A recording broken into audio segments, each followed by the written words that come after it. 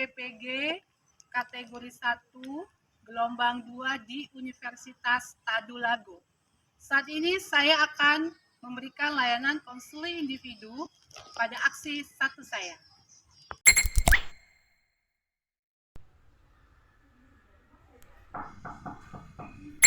Bu. Iya, Ci. Apakah saya boleh masuk, Bu? Silakan masuk. Silakan duduk di sini, Nak. Terima kasih, Bu. Silakan duduk. Ya, terima kasih kamu sudah datang ke ruangan ini, bersedia hadir karena melalui undangan Ibu dari via WhatsApp. Ya, Bu, sama-sama. Bagaimana kabarnya? Mudah-mudahan kabar saya baik, Bu. Oke, syukurlah kalau dalam keadaan baik. Apakah tadi kamu masih terlambat datang ke sekolah, Nak? Iya, Bu, benar. Maaf karena saya masih sering terlambat karena saya sering bangun kesiangan. Baiklah, nanti Ibu akan menggali lagi masalah kamu lebih dalam lagi karena Ibu perhatikan kamu sekarang lebih sering datang terlambat, makanya Ibu meminta kamu datang ke ruang BK ini. Nah, sebelum kita mulai kegiatan ini, mari kita berdoa dulu ya, Nak ya. Berdoa dimulai, doa selesai. Oke, sebelumnya apakah Cici sudah pernah melaksanakan konseling individu? Kalau sebelumnya belum pernah ya, Bu. Baru kali ini saya melakukan konseling individu. Oke, seperti itu ya. Nah, di sini Nak, Ibu sebagai konselor kamu yang dapat membantu kamu untuk memecahkan masalah kamu. Tapi semuanya itu tetap keputusan ada di tangan kamu. Bagaimana kamu bisa memilah dari layanan yang diberikan kepada kamu. Bagaimana sampai di sini kamu sudah paham, Nak? Baik. Kalau begitu, kalau kamu sudah paham, bagaimana dengan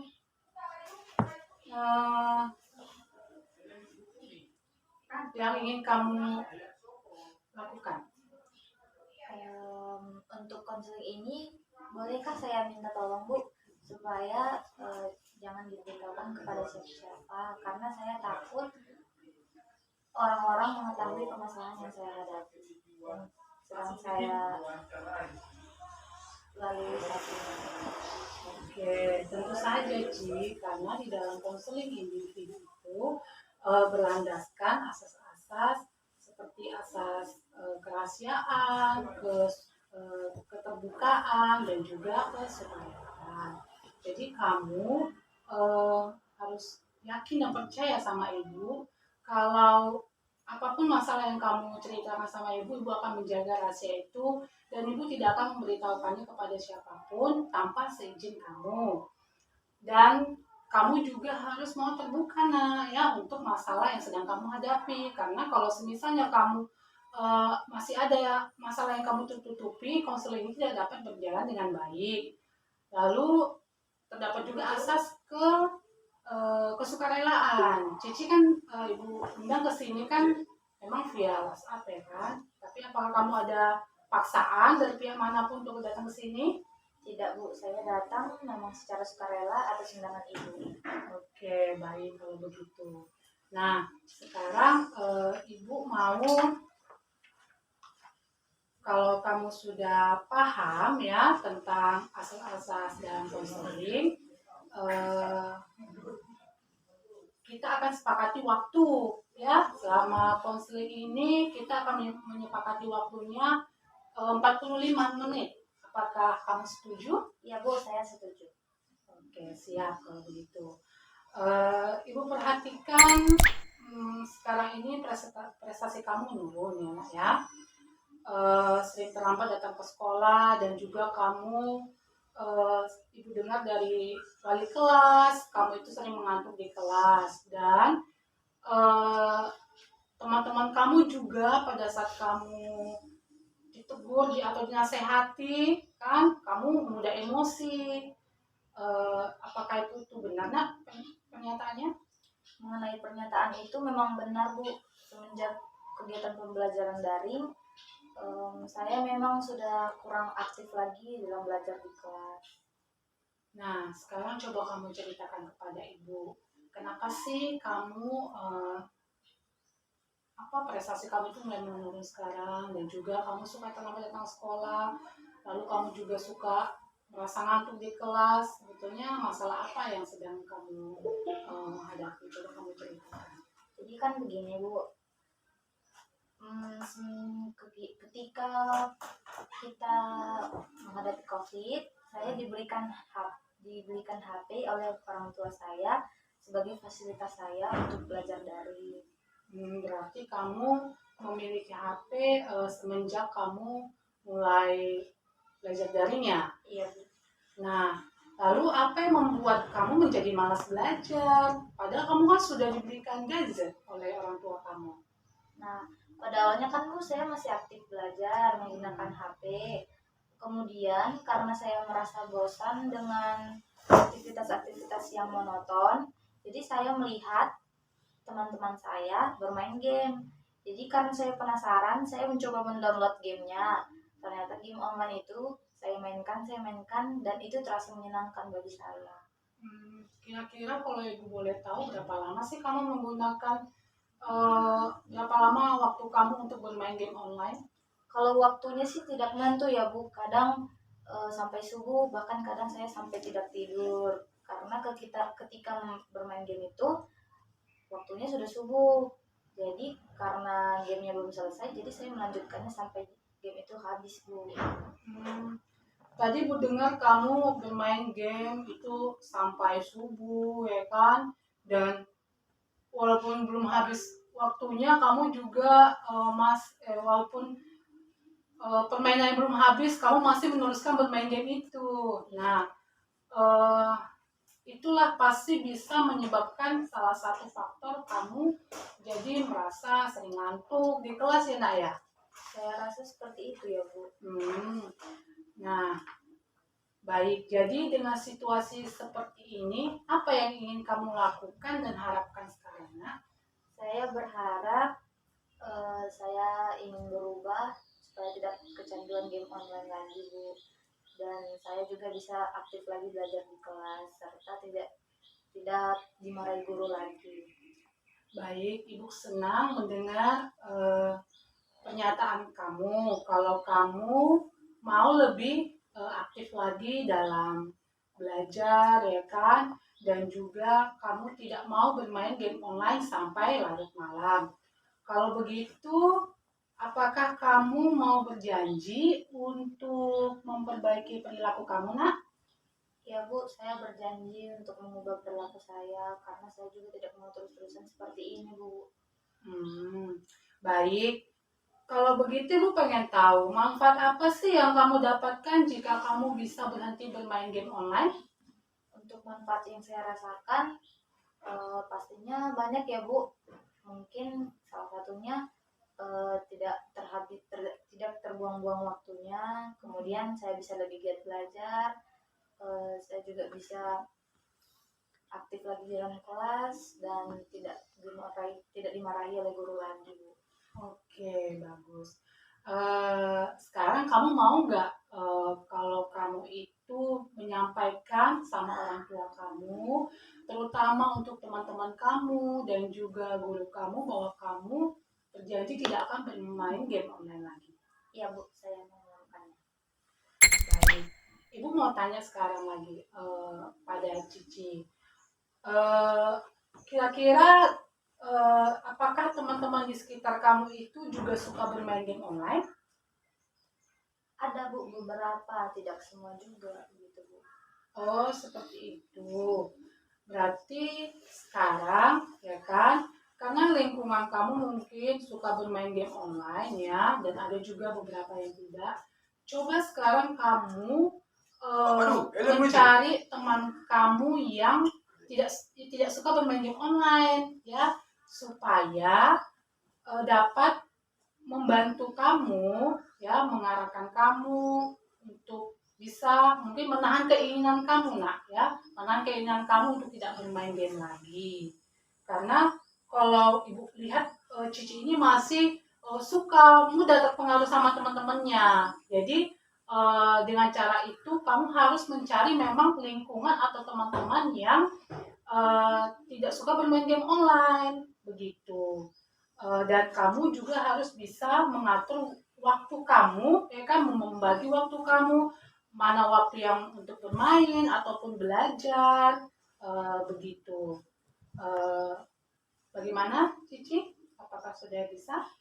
Ya Bu, kalau begitu saya akan mencari teman-teman yang bisa memotivasi saya dalam belajar dan menghindarkan saya dari supaya tidak kecanduan bermain game online lagi. Oke, bagus kalau begitu ya, Nak. Nah, kira-kira apa yang ingin kamu lakukan untuk mengisi waktu luang kamu supaya kamu tidak eh, apa supaya kamu tidak terlalu sering ingin bermain game online. Kira-kira apa yang ingin kamu lakukan?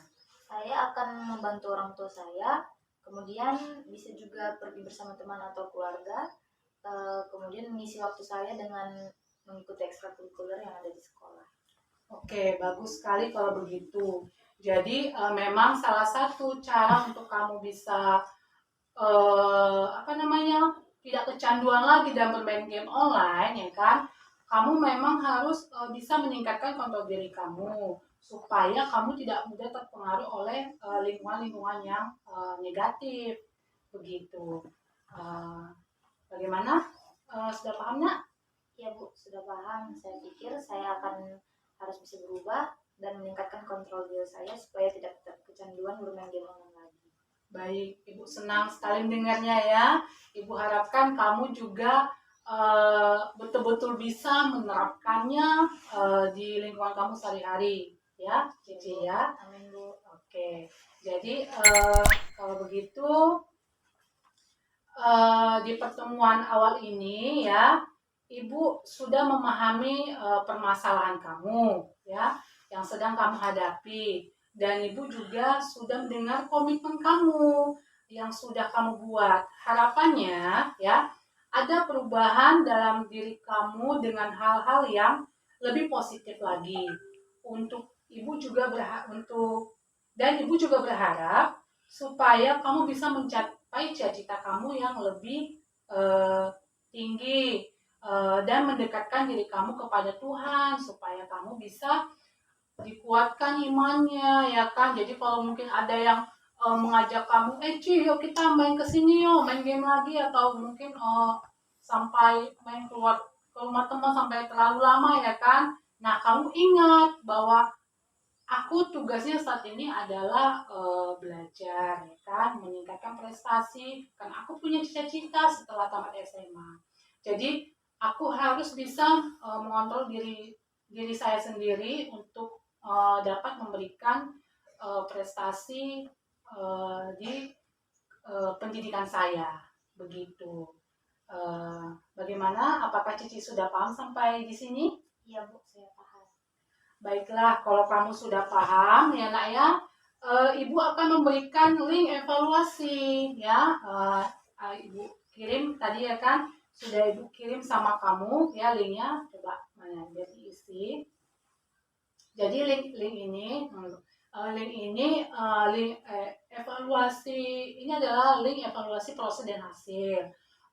Fungsinya adalah tujuannya adalah untuk memperbaiki hal-hal yang masih lemah atau mungkin kurang tepat dan kurang relevan dengan tujuan yang akan dicapai, serta dapat mengembangkan layanan dengan menambah atau merubah beberapa hal yang dapat meningkatkan kualitas dan efektivitas dalam layanan.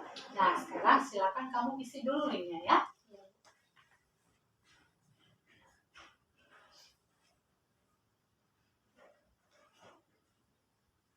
Kalau ada yang tidak paham boleh ditanya ya nak sama Ibu.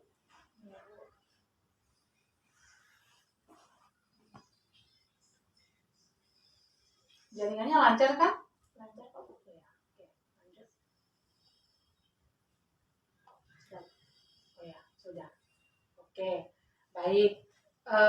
Sudah apa? Tidak terasa ya waktu kita sudah berjalan kurang lebih 45 menit. Jadi sesuai kesepakatan kita di awal, kita akan mengakhiri ini, dan untuk pertemuan selanjutnya Ibu berharap kamu bisa lebih mengendalikan diri kamu lagi ke hal-hal yang positif. Siap, Bu. Oke, sebelum Ibu akhiri, Ibu mau mendengar deh kesan dan pesan kamu selama mengikuti layanan konseling individu ini. Untuk kesan saya merasa lebih tenang karena masih ada yang mau mendengarkan permasalahan yang saya hadapi. Kemudian ibu juga tidak memarahi saya seperti yang lain, malah justru ibu mau memberikan alternatif penyelesaian solusi kepada saya terhadap permasalahan saya. Dan untuk pesannya, saya harap jika saya ingin melakukan konseling lagi terhadap kepada ibu tidak bosan-bosannya melayani saya. Iya, baik Nak. Terima kasih ya untuk pesan yang telah kamu berikan, ya kan. Ibu tidak akan pernah bosan untuk memberikan layanan konseling sama anak-anak Ibu, ya. Jadi Ibu dengan senang hati menerima kalian datang berkonsultasi, karena Ibu juga ingin membantu kalian memecahkan masalah kalian dan juga memberikan pemahaman-pemahaman dan dapat membantu kalian mengentaskan permasalahan kalian. Jadi Ibu harapkan kamu juga bisa betul-betul memberikan sebuah perubahan yang positif ya Nak ya. Jadi dan melalui layanan ini juga, karena kamu sudah baru pertama kali ya kan Ci ya.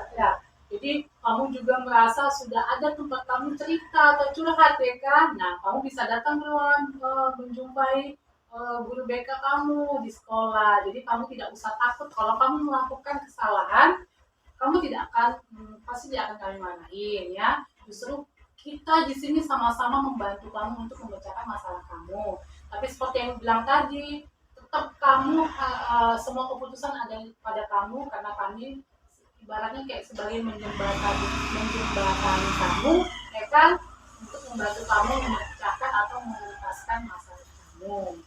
Nah, bagaimana, sudah bisa Nak diterima? Ya Bu, sudah. Oke, baiklah. Semoga pada pertemuan kita hari ini dapat lebih bermanfaat. Kita akhiri pertemuan hari ini ya, dan mari tadi di awal kita sudah membuka dengan doa ya kan.